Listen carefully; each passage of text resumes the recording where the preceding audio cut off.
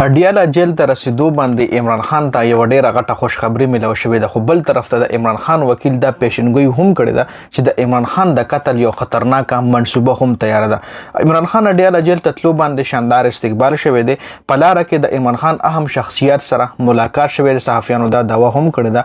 بل عمران خان ته اټک جیل کې کم سہولیات اټک جیل کې نه اډیاله جیل کې کم سہولیات ملو شوی دي، دا غي تفصیل به هم په دې ویډیو کې تاسو سره شریکيږي. ویډیو خپل هم مکمل وګورئ، ډیر اهم خبرونه په دې ویډیو کې تاسو سره شریکوم او مخکې ملګرو سره ضرور شریکئ. ټول نه پهله د عمران خان اډیاله جیل ته تلو باندې چې کومه خوشخبری ملو شي په هغه خبره کو. اټک جیل نه شف کېدو وخت کې په لاره د عمران خان په گاډي ګلونه شیندل شوی دي او په لاره کې د عمران خان کم شخصیت سره کم اهم شخصیت سره ملاقات شوی دی او عمران خان ته په اډیاله جیل کې کم سہولیات ملو شوی دي په هغه باندې تفصیلا خبره کو. چې عمران خان اډیاله جیل ته شف کېدو دوران په لاره مختلف ځایونو کې د عمران خان په گاډو باندې ګلونه شیندل شوی دي، چونکه په دې قافله کې 15 سکیورټي گاډي وو چې دوه پکې بختربن گاډي شامل او یو پکې امبولانس هم شامل جی. او اډیاله جیل سره هم د پی ټی آی ډیر کارکونان د عمران خان په انتظار باندې وو. اډیاله جیل ته د عمران خان په قافله په ټولو گاډو باندې تقریبا 17-18 گاډو چې په ټولو باندې ګلونه شیندل شوی دي، ځکه د عمران خان چې څومره هم سپورټرانو کارکونانو ایله پته نه و چې عمران خان په کم گاډي کې دی، نو په ټولو گاډو باندې ګلونه شیندل دي. های سکیورټي اوس عمران خان په جیل کې کم سہولیات ملو شي په هغه خبره کو. عمران خان ته های سکیورټي بیرک کې کمره ملو شوې ده. په دغه کمره کې خپل اټیچ واشروم هم دی او یو ملازم ورته هم ورکړل شوی دی.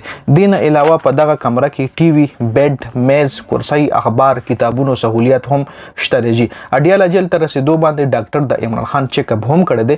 ډاکټر عمران خان نه د صحت باره کې تپوس وکړو، چونکه عمران خان ورته وی چې زه بالکل ټیک ټاک یم، د ما هیڅ قسم بیماری نشته او الحمدلله زه تندرست یم. او نور که تاسو زمونږ لیډران وګورئ چې کله جیل ته لاړ شي په هغه باندې د دنیا بیماریان راشي یا چې له پته ولګي د به جیل ته کېږم، نو جیل نه مخکې ځان هسپتال کې اډمیټ کی چې زه خو بیمار یم او شوګر مې های شوی دی یا هارت اټیک را باندې راغلی، غټه بیماری ځان له جوړه کړي. جدي ځکه عمران خان یو ځل بیا د بهادرۍ مطلب دغه کړی دی چې زه صحتمند یم، تندرست یم، زه ټیک ټاک یم. اوس په لاره کې عمران خان کم شخصیت سره ملاقات شوی دی. ټول صحافیان په دې شش و پنج کې دي چې عمران خان په لاره چا اهم شخصیت سره ملاقات کړی دی، ځکه عمران خان اټک جیل نه چی 20 باندې 20 منټه را پاته 6 بجې روان کړل شوی، خو اډیاله جیل ته هغه 3.5 غنټو کې ورسېدو، چونکه د اټک جیل او اډیاله جیل په منځ کې چې کومه لاره ده دا یو نیم غنټې لاره ده جی. او بیا داسې چې کوم سکیورټي های سکیورټي وي نو دغه د لپاره بیا روډونه هم صفا وي، نو یو نیمه غنټه هم ډیره زیاتره یو غنټه کې دی رسیدې شو د اټک جیل نه اډیاله جیل ته. نو بیا 3.5 غنټې دی کم ځای تیرې کې په دې باندې صحافیان د 6.5 کې چې په لاره باندې کېدی شي عمران خان چا سره ملاقات شي وي، ځکه په لاره باندې 3.5 غنټې ولګېدې جی.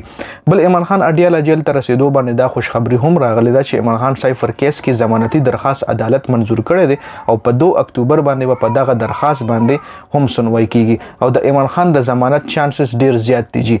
بل لطیف کوسا هم دا خوشخبری سنو کړی چې عمران خان په اډیاله جیل کې ډیر لږ ټایم تیری او اډیاله جیل نه به ډایرکټ زمان پارک رهایشګاه ډیر زر عمران خان رسیږي. بل د عمران خان د قتل یو خطرناکه منصوبه هم تیار ده، څنګه چې د ویډیو سٹارټ کې تاسو لموي. نو دا دعوا د عمران خان وکیل اهتزاز حسن کړی ده چې عمران خان باندې به قاتلانه حمله کیږي او هغه نه پس په بیا نواز شریف واپس پاکستان ته راځي. کچره عمران خان ژوندی وي او عمران خان په سیاست کې وي، نواز شریف پاکستان ته راتله ناممکن دي. نو دې ځکه د اهتزاز حسن دا خبره هم په دې باندې هم غور او فکر پکار دی کې دې شي هغه سره داسې سکلوس ایویډنس راغلی هغه دا خبره کړي، نو په دې باندې هم غور او فکر پکار دی، ځکه عمران خان چې کوم دی دا ټایم های سکیورټي کې دی، دا ټایم خو په هغه باندې هیڅ قسم حمله نشي کېدی، خو چې کله کچري عمران خان ریلیز شو د جیل نه نو بیا هم هغه های سکیورټي پکار ده. ډیره زیاته مننه جی د اپډیټسو. والسلام.